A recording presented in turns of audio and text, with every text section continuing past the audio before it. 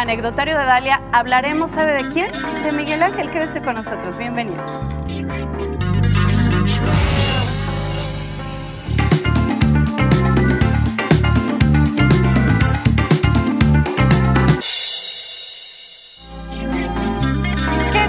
Tener esta mañana, iniciando la semana, en este mes de diciembre que nos llena de alegría y por supuesto esta sección que nos encanta a nosotros y a todo el auditorio, a Dalia Omaña aquí con nosotros. Buenos días. Buenos días. ¿Cómo están? Buenos días. Bienvenido, David. Gracias, qué amable.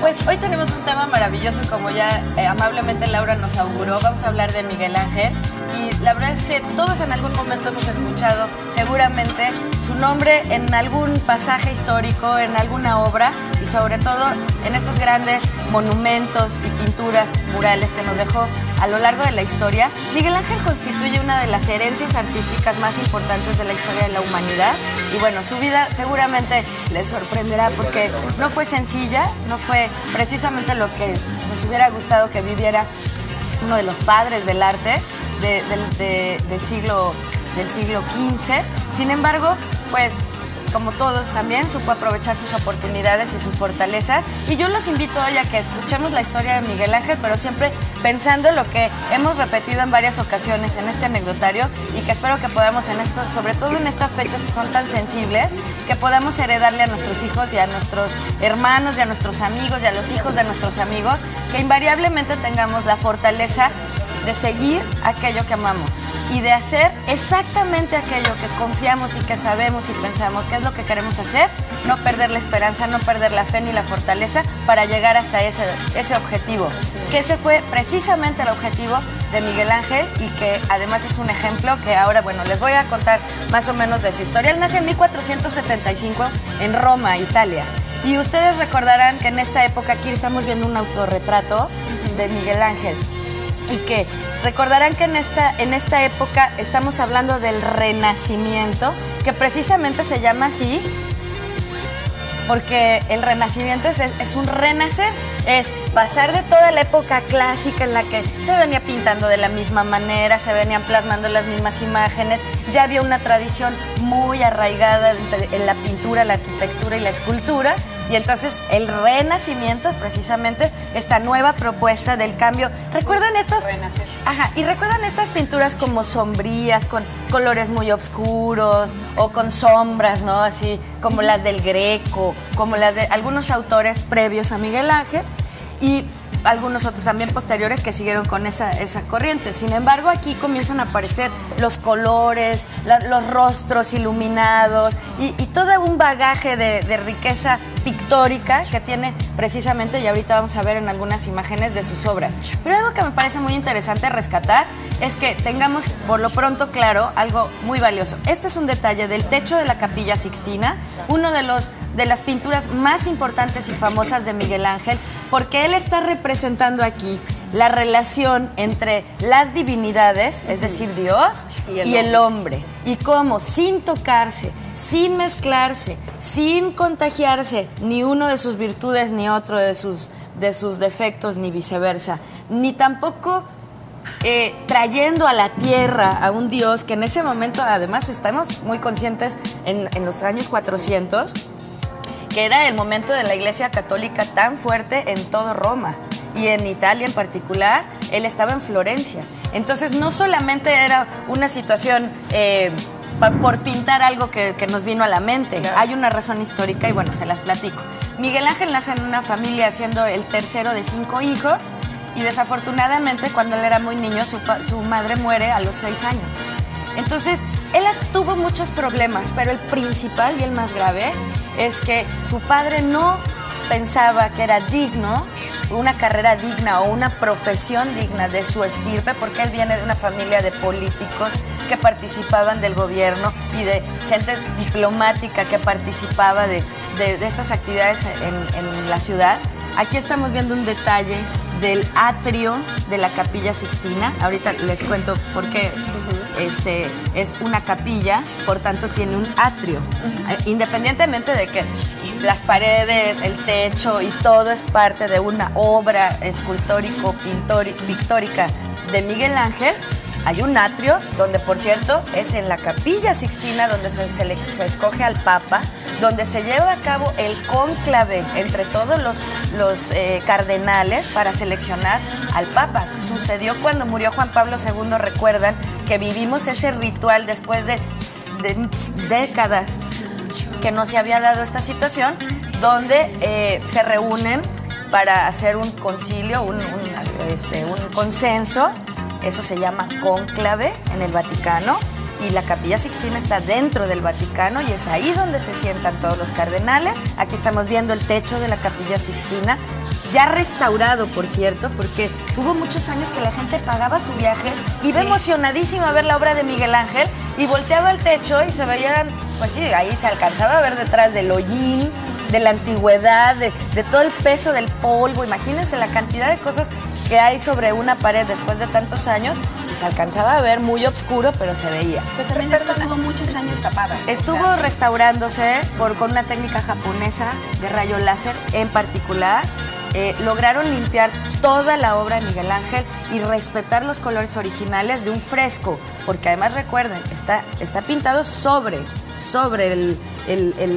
el recubrimiento de yeso del techo. Sí. Y tiene una cosa en particular la Capilla Sixtina. Aquí estamos viendo, es el atrio, ¿se acuerdan? Les platicaba, y ahí está el lugar donde se lleva a cabo incluso la misa. Este es como la parte de atrás del sacerdote. Claro. Si estuviera en la homilía el sacerdote, ahí estaríamos viendo la parte de atrás, y se llama atrio. Y les decía de Miguel Ángel que tuvo esta gran problemática, que su padre decía que el arte no era una actividad digna, que para él el arte realmente pues era como un pasatiempo, que no lo consideraba además una actividad digamos de su clase social. Digna. Y entonces no lo dejaba hacer ni pintura, porque Miguel Ángel era pintor, escultor y arquitecto, y dominó las tres áreas, pero él confesó que su pasión era la escultura. Decía que él era escultor porque su nodriza, la persona que amamantaba a los bebés en la antigüedad, se llama nodriza, y entonces decía que su nodriza era esposa de un cantero, de una persona que trabajaba con el cincel y la piedra, y que por eso él tenía en la leche que él tomó de bebé de esa nodriza, traía en la sangre esa formación. Y la verdad es que lo defendió hasta que logró que su padre aceptara. Aquí estamos viendo completa la Capilla Sixtina, para que nos demos una idea de la magnitud de la obra. Qué barbaridad. Y es muy importante porque, ¿saben qué llegó a hacer Miguel Ángel? A convencer a empresarios de ese momento. Aquí estamos viendo el David, que es una de sus obras magistrales y más importantes, porque esculpe el cuerpo de un hombre cuasi perfecto sobre un mármol de Carrara, que Carrara es una zona de Italia donde se extrae este mármol de montañas blancas. Un mármol de Carrara muy difícil de esculpir, porque cuando tú tomas un pedacito del mármol y le das con el cincel, se descuartiza, se hace piedras, pedacitos. Imagínate lograr esto, y además el David, estamos hablando que no mide menos de 3 metros. Claro. Es algo enorme. No, y está en Florencia, en la Academia de Arte de Florencia, pero precisamente porque no todo el mundo alcanzaba a llegar a tiempo en los tours, ni podía ver la obra, hicieron una réplica en la puerta de la ciudad, digamos, para poder verlo en cualquier momento del día que tú llegues, esté abierta o no la academia. Y aún la réplica es bellísima. La Piedad, que es la próxima escultura que vamos a ver, que también es de mármol. Solamente hay 2 réplicas en el mundo de la Piedad, una en yeso y una en mármol. También son tesoros del Vaticano, aquí lo estamos viendo. Sufrió desafortunadamente un balazo en algún momento en los años 70, y por eso ahora tiene un cristal antibalas. Sí. Yo quisiera rescatar 3 cosas de Miguel Ángel. 1, los empresarios, decía, y todos los papas, los sacerdotes, la gente que estaba a su alrededor, no dudaba en pagarle porque siguiera haciendo su obra. Eso en la historia se llama mecenas, ¿no? Cuando una persona le paga a un artista porque desarrolle su obra, y él tuvo mecenas del calibre de la familia Medici, que en ese momento era muy importante y de quien hablaremos en algún momento en el anecdotario, del Papa y de otras personalidades muy importantes que no nos alcanzaría el tiempo de platicar, pero que tuvieron la visión y que tuvieron la fe de que Miguel Ángel tenía este talento. hay una tumba en particular cuya figura central es el Moisés, que lo recordamos porque tiene esta actitud muy fuerte, un rostro realmente enérgico, pero que además, imagínense que se van a levantar de una silla y en ese momento los esculpen, como él logra captar ese momento en el que está a punto de levantarse.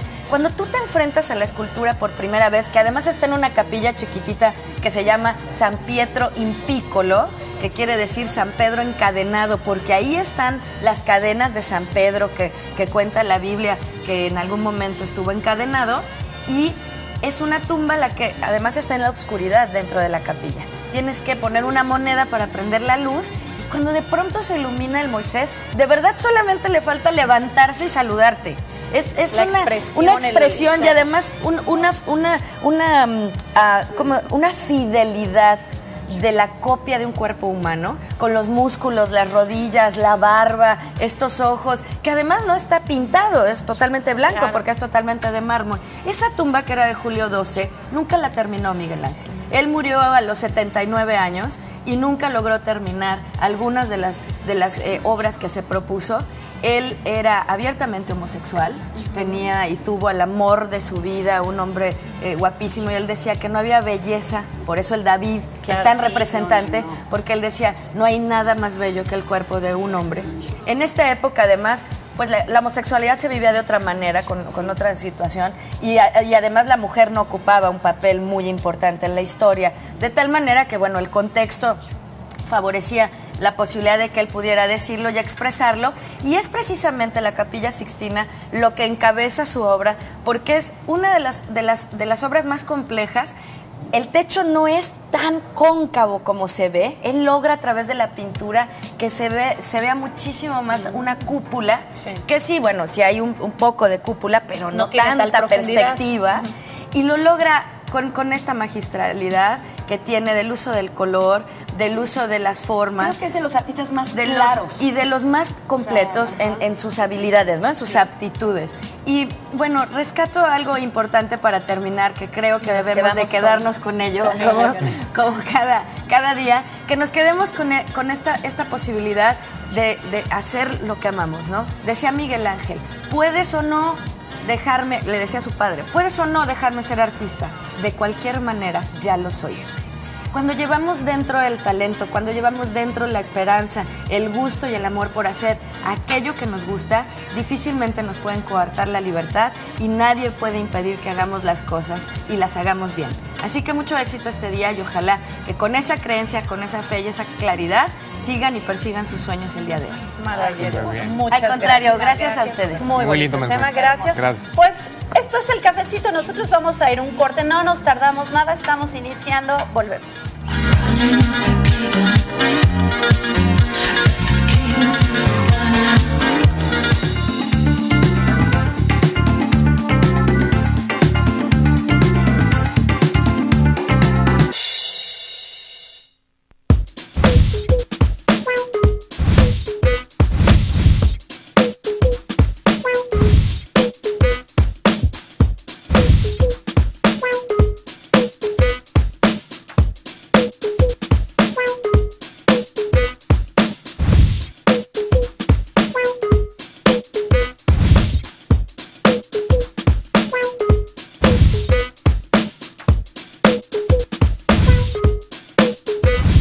Excusa número 218.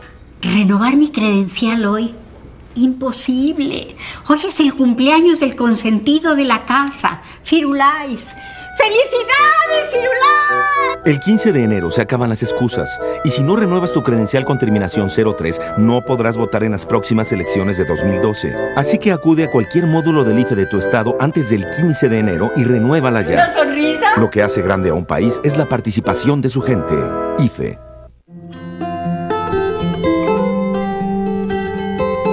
Con Media Crema Nestlé, redescubre el placer de cocinar. Porque solo con el sabor único de Media Crema Nestlé resaltas tus platillos, logrando además esa consistencia perfecta